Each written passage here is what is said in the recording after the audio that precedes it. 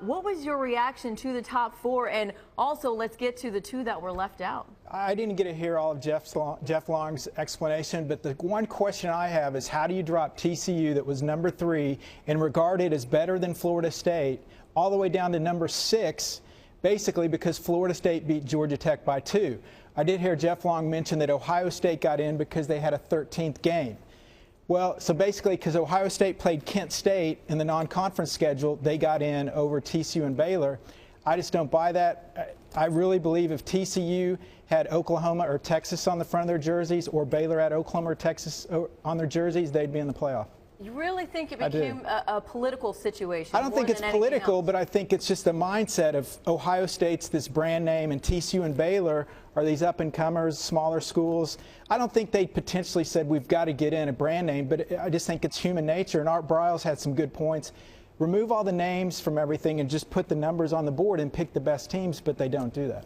Well, they stopped a quality opponent, though, so wouldn't you say they made a strong case for themselves beating Wisconsin? Wisconsin has only one top 25 win. That's if Nebraska's still in the top 25.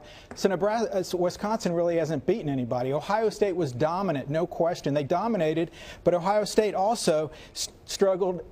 They needed 2 overtimes to win against a Penn State team that went 6-6. They won by 7 at Minnesota, which TCU beat by 23. They struggled against Indiana, Michigan, 2 teams that didn't make bowl games. So, yeah, they totally dominated Wisconsin. But everyone wants to look at the entire body of work for everybody else. But for Ohio State, it's almost like they kind of pushed it to the side because they're on their 3rd quarterback. Kudos to Urban Meyer. Oh, by the way, they had the worst loss of the entire group to a Virginia Tech team that barely got into a bowl game at 6-6. Mac, what was your reaction when they were released?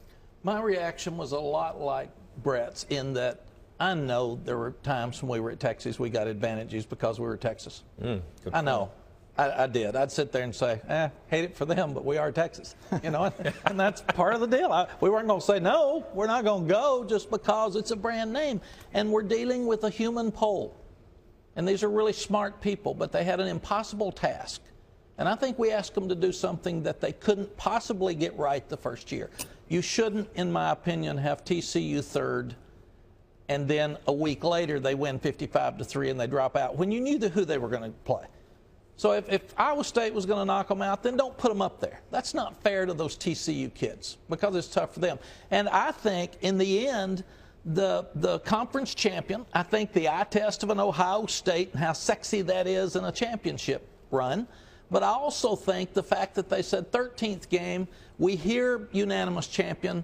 I think the fact that there was not a championship game between TCU and Baylor yesterday, if there was, it was a great game, 1-1. We would have probably all been excited, and one of them would have probably been in the top 4. But since there's not a championship game and we named them co-champions, and they didn't have the super matchup that everybody was so excited about yesterday because they weren't involved with Championship Saturday, I think both of them got left out.